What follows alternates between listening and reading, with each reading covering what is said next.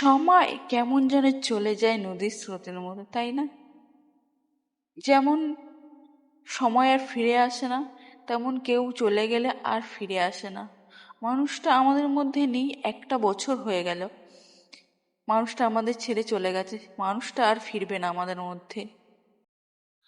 আগের বছর জ্যৈষ্ঠ মাসে বাবা আমাদের সকলকে ছেড়ে চলে যান।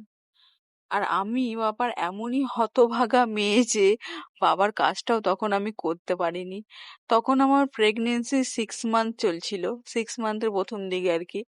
তো ওই অবস্থায় যেহেতু আমি কাজ করতে পারতাম না বা কাজ করতে নেই, তো এমনই অভাগা মেয়ে যে তখন বাবার কাজটা আমি করতে পারিনি। তাই জন্য এখন 1 বছর পর সেই কাজটা আমি আজ করলাম। তো কিছু না পাওয়া আবার অনেক কিছু পাওয়াও এই বছরটার মধ্যেই আমার সাথে হয়েছে। এই বছরে আমি বাবাকে হারিয়েছিলাম। এই বছরে আমি আমার তাতানকে আমার কাছে পেয়েছি বাবার রূপে হয়তো।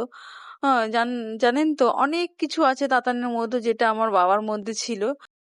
তো এক বাবাকে হারিয়ে আমি আরেকটা বাবাকে পেয়েছি কাছে। আমাদের বাড়ির নতুন অতিথি তাতানকে আমার বাবা দেখে যেতে পারলো না, আর তাতানও কোনোদিন তার দাদুকে দেখতে পারবে না, আর কাউকে দাদু ভাই বলে ডাকতেও পারবে না। সবজ্জং অভ্রন্তি সূচি কিংবা চিঠি নমুকে নম। মাঝে মাঝে মনে হয় জানেন তো, এই তো সেদিন বাবা কাজে যেত আর আমরা অপেক্ষায় বসে থাকতাম বাবা কবে আসবে, বাবা কি খাবার নিয়ে এসছে সেটা চেক করতাম, বাবা আসার সাথে সাথেই ব্যাগটা দেখতাম কি কি খাবার নিয়ে এসছে।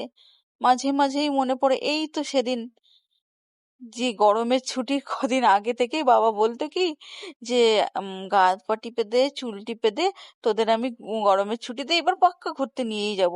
তো এরকম গরমের ছুটি চলে যেত আর নিয়ে যেত না। একটা বছর আমরা খুব কান্নাকাটি করেছিলাম যে তুমি অনেক বছর ধরে আমাদের এরকম বলে যাচ্ছ। তো বাবা বাধ্যতামূলক আমাদের নিয়ে গেছিল বিহারে ঘুরতে। আজও মনে পড়ে সেই ফার্স্ট আমাদের নিয়ে কোথাও দূরে ঘুরতে যাওয়া বাবার। বাবার সাথে সম্পর্কটা ছিল কিছুটা রাগ, অভিমান, ভালোবাসা। আজ একটা বছর হয়ে গেল। একটা বছর পর আমি বাবার কাজ সম্পূর্ণ করলাম। বাবা তুমি যেখানেই থেকো ভালো থেকো। জানি না কতটা কি করতে পেরেছি তোমার জন্য। তুমি যেখানেই থেকো ভালো থেকো।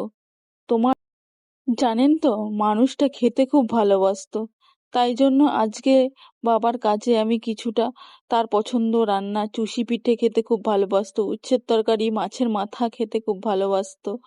মানুষটা খেতে এত পছন্দ করতো, কিন্তু যাবার আগে মানুষটা খেয়ে যেতে পারলো না, কিছুই খেতে পারতো না লিকুইড জিনিস ছাড়া। এই কষ্টটা সারা জীবন কুরে কুরে খাবে, যে মানুষটা যাওয়ার আগে খেয়ে যেতে পারলো না। যে মানুষটা খেতে এত ভালোবাসতো, সারা জীবন দেখেছি খেতে ভালোবাসতো। তো যতটা সাধ্য মতো আমি পেরেছি বাবা তোমার জন্য আমি করেছি। তুমি যেখানেই থেকো ভালো থেকো, অনেক অনেক ভালো থেকো।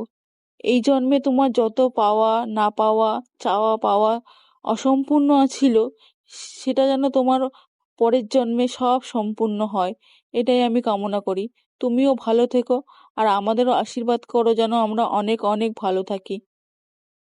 তো বাবার কাজ এখানেই সম্পূর্ণ হলো। এখন আমি ব্রাহ্মণ কাকুকে খেতে দিচ্ছি। ব্রাহ্মণ কাকু একটু লেট করেই এসছে, সবার লাস্টের দিকে এসছে। তো কাজে যেহেতু একটা মানে ব্রাহ্মণ আর নাপিত খাওয়াতে হয়, ব্রাহ্মণ আর নাপিত না খাওয়ালে কাজ অসম্পূর্ণ হয়।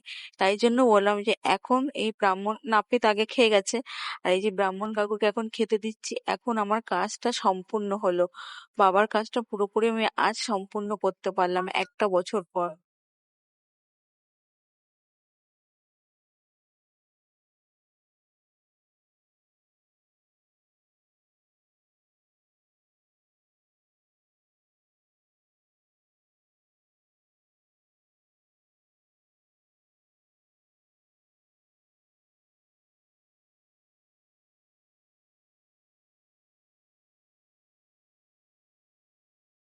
তো এখানে কাজ সম্পূর্ণ হয়ে গেছে।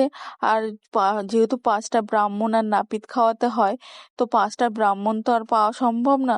তো এখানে আমাদের বাড়ি যে এক ব্রাহ্মণ আছে, সে অনেকটা লেট করে এসছে, তাকে এখন এই যে খেতে দিচ্ছি। তো বিনা বাধায় খুব ভালোভাবে আমি একটা বছর পর আমি আমার বাবার কাজটা সম্পূর্ণ করতে পেরেছি।